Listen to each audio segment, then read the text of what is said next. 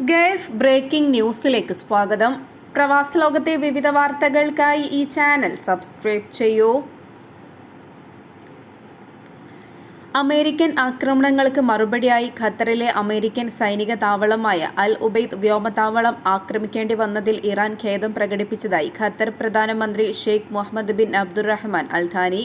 സംഭവത്തിനു ശേഷം ഖത്തർ അമീർ Sheikh Tamim bin Hamad Al താനിയുമായി സംസാരിച്ച ഇറാൻ പ്രസിഡന്റ് ഖത്തറിനെ ലക്ഷ്യം വെച്ചതിൽ ഖേദം പ്രകടിപ്പിച്ചു. അമേരിക്കയും ഖത്തറും തമ്മിൽ പതിറ്റാണ്ടുകളായുള്ള ബന്ധമാണ് ഉള്ളതെന്നും അത് മേഖലയുടെ സുസ്ഥിര വികസനത്തിനും സുരക്ഷയ്ക്കും ഗുണം ചെയ്യുമെന്നും ഇറാനും ഖത്തർ സ്വീകരിച്ച നയം സ്വീകരിക്കണമെന്നും ഖത്തർ ആവശ്യപ്പെട്ടു. സംഘർഷങ്ങളിൽ നിന്നും വിട്ടുനിൽക്കണമെന്നും സുഹൃത്ത് രാജ്യങ്ങളായി തുടരണമെന്നും ഗൾഫ് രാജ്യങ്ങൾ ഇതിന് നേതൃത്വം നൽകണമെന്നും ഖത്തർ ആവശ്യപ്പെട്ടു. ഖത്തറിനെതിരെയുള്ള ഒരു ആക്രമണവും നിയമലംഘനങ്ങളും അംഗീകരിക്കില്ല. സമാധാനപരമായ ബന്ധമാണ് തങ്ങൾ ആഗ്രഹിക്കുന്നതെന്നും ഖത്തർ ഉപപ്രധാനമന്ത്രി ചൂണ്ടിക്കാണിച്ചു.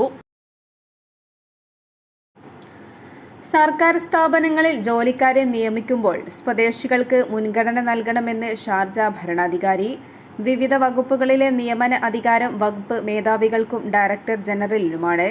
Sheikh doctor Sultan bin Muhammad Al Qasimi പ്രധാന തസ്തികകളിൽ സ്വദേശികൾക്ക് തന്നെ നിയമനം നൽകണമെന്ന് നിർദ്ദേശിച്ചു. നിയമങ്ങൾ ലംഘിക്കുന്നവർക്കെതിരെ കർശന നടപടികൾ സ്വീകരിക്കുമെന്നും ഉത്തരവിൽ വ്യക്തമാക്കി. സർക്കാർ ജീവനക്കാർക്ക് നിരവധി ആനുകൂല്യങ്ങളും പ്രഖ്യാപിച്ചിട്ടുണ്ട്. ഇതിലൂടെ കൂടുതൽ സ്വദേശികൾ സർക്കാർ ജോലിയിലേക്ക് ആകർഷിക്കപ്പെടുമെന്നാണ് പ്രതീക്ഷിക്കുന്നത്. വിവാഹത്തിനായി 8 ദിവസത്തെ അവധി അനുവദിക്കും. വാർഷിക അവധിക്ക് പുറമെ രാജ്യത്തിനകത്തോ വിദേശത്തോ ചികിത്സയ്ക്കുള്ള അവധി, പ്രസവം, ശിശുപരിപാലനം, ഹജ്ജ്, മരണാനന്തര ചടങ്ങുകൾ എന്നിവയ്ക്കും അവധി ലഭിക്കും. കൂടാതെ ജോലി മെച്ചപ്പെടുത്തുന്നതിനായി ജീവനക്കാർക്ക് എല്ലാ വർഷവും തൊഴിൽ പരിശീലനവും നൽകും. സേവനകാലത്ത് തുടർ വിദ്യാഭ്യാസത്തിനുള്ള അവസരവും ലഭിക്കുന്നതായിരിക്കും. എന്നാൽ ഈ തീരുമാനം ഇന്ത്യക്കാർ ഉൾപ്പെടെയുള്ള വിദേശികൾക്ക് തിരിച്ചടിയാകും. നിലവിൽ പ്രധാന തസ്തികകളിൽ ജോലി ചെയ്യുന്ന വിദേശികളുടെ കാര്യത്തിൽ ഉടൻ തീരുമാനമെടുത്തേക്കുമെന്നും റിപ്പോർട്ടുകളുണ്ട്. ഒമാനിൽ മാസപ്പിറവി നിർണയത്തിനുള്ള സുപ്രധാന സമിതി ഇന്ന് യോഗം ചേരും. ഹിജ്റ വർഷാരംഭമായ മുഹറം മാസപ്പിറവിയുമായി ബന്ധപ്പെട്ട് രാജ്യത്തെങ്ങും നിരീക്ഷണ സംവിധാനം ഒരുക്കിയിട്ടുണ്ട്. ഒമാനിൽ ഇന്ന് ദുൽഹിജ്ജ 29 മാസപ്പിറവി കാണുന്നവർ വിവിധ ഗവർണറേറ്റുകളിലെ ഗവർണർമാരുടെ ഓഫീസുകളിൽ വിവരം അറിയിക്കണമെന്ന് ഔഖഫ് മതകാര്യ മന്ത്രാലയം അറിയിച്ചു. അതേസമയം ഒമാനിൽ ജൂൺ 29 ഞായറാഴ്ചയാണ് ഹിജ്റ വർഷാരംഭം പ്രമാണിച്ചുള്ള ഔദ്യോഗിക അവധി ദിവസം. സലാലയിലെ ഇളനീർക്കടകളിൽ പരിശോധനയുമായി അധികൃതർ. ദോഫർ ഗവർണറേറ്റിലെ ഉപഭോക്തൃ സംരക്ഷണ വിഭാഗം ദോഫർ മുനിസിപ്പാലിറ്റിയുടെയും ലേബർ ഡയറക്ടറേറ്റ് ജനറലിന്റെയും ഏകോപനത്തോടെയാണ് സംയുക്ത പരിശോധനാ ക്യാമ്പയിൻ നടത്തിയത്.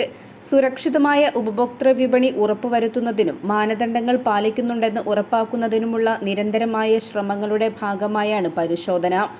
56 സ്റ്റോളുകളിൽ പരിശോധന നടത്തുകയും നിരവധി ലംഘനങ്ങൾ കണ്ടെത്തുകയും ചെയ്തു. വാഴപ്പഴം പഴുക്കാൻ ഉപയോഗിച്ചതായി കരുതുന്ന നിരോധിത രാസവസ്തുക്കൾ അധികൃതർ പിടിച്ചെടുത്തു. കൂടാതെ തേങ്ങാപാനീയങ്ങളിൽ നിയമവിരുദ്ധമായി പഞ്ചസാര ചേർക്കുന്നതായി കണ്ടെത്തിയ വ്യക്തികളെയും പിടികൂടി. ഉപഭോക്താക്കൾക്കുള്ള വില വിവര പട്ടിക വ്യക്തമായി പ്രദർശിപ്പിക്കാതിരിക്കുക, അംഗീകൃത ആരോഗ്യ സാങ്കേതിക ആവശ്യകതകൾ പാലിക്കാതിരിക്കുക തുടങ്ങിയവയ്ക്ക് 10 സ്റ്റോളുകൾ അടച്ചുപൂട്ടാൻ നിർദ്ദേശം നൽകി. സുരക്ഷയും പൊതു ശുചിത്വ മാനദണ്ഡങ്ങളും പാലിക്കാത്തതിനാൽ തേങ്ങ മുറിക്കുന്നതിന് ഉപയോഗിച്ചിരുന്ന 52 മരമേശകൾ നീക്കം ചെയ്തു. അവബോധം വളർത്തുക, അനുചിതമായ വാണിജ്യ രീതികൾ തടയുക, ഉപയോക്താക്കളുടെ ആരോഗ്യവും സുരക്ഷയും ഉറപ്പാക്കുക എന്നിവ ലക്ഷ്യമിട്ടുള്ള നിയന്ത്രണ ശ്രമങ്ങളുടെ ഭാഗമായാണ് ഈ ക്യാമ്പയിനെന്ന് അതോറിറ്റി അറിയിച്ചു. സുരക്ഷിതമല്ലാത്ത രീതികൾ നിയന്ത്രിക്കുന്നതിനും വിൽപ്പനക്കാരുടെ അവബോധം വളർത്തുന്നതിനും പൊതുജനാരോഗ്യം സംരക്ഷിക്കുന്നതിനുമുള്ള വിശാലമായ നിയന്ത്രണ ശ്രമത്തിന്റെ ഭാഗമായാണ് ഈ ക്യാമ്പയിനെന്ന് ഉപഭോക്തൃ സംരക്ഷണ വിഭാഗം പറഞ്ഞു. എല്ലാ വിൽപ്പനക്കാരും അംഗീകൃത നിയമങ്ങളും ചട്ടങ്ങളും പാലിച്ചിരിക്കണം. പൊതു താൽപര്യം സംരക്ഷിക്കുന്നതിനായി ഇത്തരം പരിശോധനാ ക്യാമ്പയിനുകൾ തുടരുമെന്നും അധികൃതർ കൂട്ടിച്ചേർത്തു. ഇറാൻ ഇസ്രായേൽ സംഘർഷത്തിന് അയവ് വന്നതോടെ ഗൾഫിൽ വ്യോമയാന ഗതാഗതം സാധാരണ നിലയിലേക്ക് മടങ്ങുന്നു. ഇറാൻ വ്യോമപാത ഭാഗികമായി തുറന്നിട്ടുണ്ട്. രാജ്യാന്തര വിമാന സർവീസുകൾ പുനരാരംഭിച്ചതായും വിവിധ വിമാന കമ്പനികൾ അറിയിച്ചു. അതേസമയം ഇന്നലെ വിവിധ കേരള സെക്ടറുകളിൽ നിന്നും ഒമാനിലേക്കുള്ള നിരവധി സർവീസുകൾ വൈകി. വിമാനത്താവളത്തിൽ എത്തിയ ശേഷമാണ് വിമാനം വൈകുന്ന വിവരം യാത്രക്കാർ അറിയുന്നത്. ഇന്നു മുതൽ വിമാനങ്ങൾ സാധാരണ നിലയിൽ സർവീസ് നടത്താനാകുമെന്നാണ് എയർലൈൻ നൽകുന്ന വിവരം. ഖത്തറിലെ US വ്യോമതാവളത്തിൽ ഇറാൻ മിസൈൽ ആക്രമണം നടത്തിയതിനു ശേഷം വെടിനിർത്തൽ പ്രഖ്യാപനവും വന്നു. എന്നാലും വ്യോമഗതാഗതം പൂർണ്ണമായും പുനഃസ്ഥാപിക്കപ്പെട്ടിട്ടില്ല. ഇതിനാൽ തന്നെ കേരളത്തിൽ നിന്നുള്ള ചില വിമാനങ്ങൾ മസ്കറ്റിലേക്ക് വഴി തിരിച്ചുവിട്ടിരുന്നു. നിരവധി രാജ്യങ്ങളുടെ വ്യോമാതിർത്തികൾ ഹ്രസ്വമായി അടച്ചതിനാൽ നിരവധി വിമാനങ്ങൾ റദ്ദാക്കുകയോ വഴി തിരിച്ചുവിടുകയോ ചെയ്തു. UAE, ഖത്തർ, ബഹ്റൈൻ, കുവൈറ്റ് എന്നിവിടങ്ങളിലെ നിരവധി യാത്രക്കാർക്ക് ഈ പ്രശ്നം കാരണം കാലതാമസം നേരിട്ടു. വരും ആഴ്ചയും കാലതാമസം പ്രതീക്ഷിക്കണമെന്ന് ചില വിമാന കമ്പനികൾ ആളുകൾക്ക് നിർദ്ദേശം നൽകിയിട്ടുണ്ട്. എന്നാൽ ഒമാനെ സാരമായി ബാധിക്കില്ല. രാജ്യത്തു നിന്നുള്ള വിമാനങ്ങൾ ഏറെക്കുറെ സാധാരണ നിലയിലാണ്. മേഖലയിലെ സംഘർഷം ഗൾഫ് വ്യോമപാതകളെ ഗുരുതരമായി ബാധിച്ചു. ചില രാജ്യങ്ങൾ വ്യോമപാത അടച്ചിട്ടത് തുടരുന്നു. മിക്ക വിദേശ എയർലൈനുകളും എല്ലാ രാജ്യങ്ങളിലേക്കുമുള്ള സർവീസുകൾ റദ്ദാക്കി. ഇസ്രായേലും ഇറാനും തമ്മിലുള്ള സംഘർഷം രൂക്ഷമാവുകയും അമേരിക്ക പങ്കുചേരുകയും ചെയ്തതിനാലാണ് പുതിയ സാഹചര്യം രൂപപ്പെട്ടത്. നിരവധി രാജ്യാന്തര വിമാന കമ്പനികൾ UAE, ഖത്തർ വിമാന സർവീസുകൾ നിർത്തിവച്ചിട്ടുണ്ട്. US വ്യോമതാവളമായ അൽ ഉദൈരിൽ ഇറാൻ നടത്തിയ ആക്രമണത്തോടെ സ്ഥിതി വഷളായി. നിരവധി രാജ്യങ്ങൾ വ്യോമാതിർത്തികൾ പെട്ടെന്ന് അടച്ചു. UAEയിലേക്കും തിരിച്ചുമുള്ള നിരവധി വിമാന സർവീസുകളാണ് തടസ്സപ്പെട്ടത്.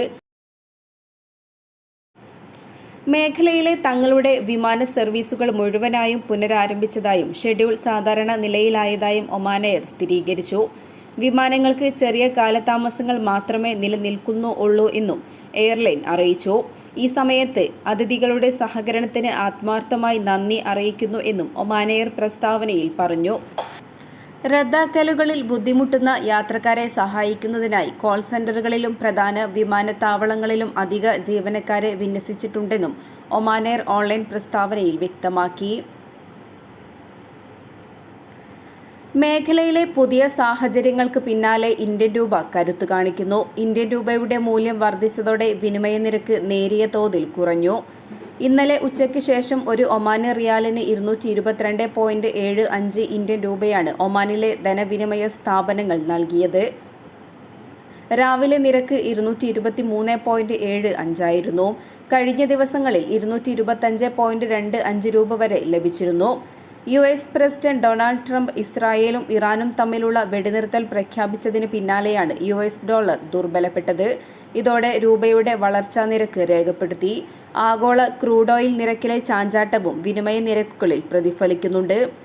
ഈ മാസം 14-ന് മേഖലയിൽ സംഘർഷം ആരംഭിച്ചതു മുതൽ ഡോളർ തുടർച്ചയായി ശക്തി പ്രാപിച്ചിരുന്നു. എന്നാൽ വെടിനിർത്തൽ പ്രഖ്യാപനത്തോടെ ഡോളർ സൂചിക 97.7 കുറഞ്ഞു. ഗ്ലോബൽ ഫ്ലാഷ് സെയിലിന്റെ ഭാഗമായി കേരള സെക്ടറുകളിൽ ഉൾപ്പെടെ മികച്ച ഓഫറുമായി ഒമാന്റെ ദേശീയ വിമാന കമ്പനിയായ ഒമാൻ എയർ ഇക്കോണമി ക്ലാസ് നിരക്കുകളിൽ 20% വരെ ഓഫറാണ് പ്രഖ്യാപിച്ചത്.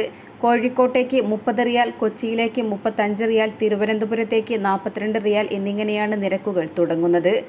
ജൂലൈ 2 വരെയാണ് ഫ്ലാഷ് സെയിൽ ഓഫർ. സെപ്റ്റംബർ 1 മുതൽ ഡിസംബർ 15 വരെയാണ് കാലാവധി.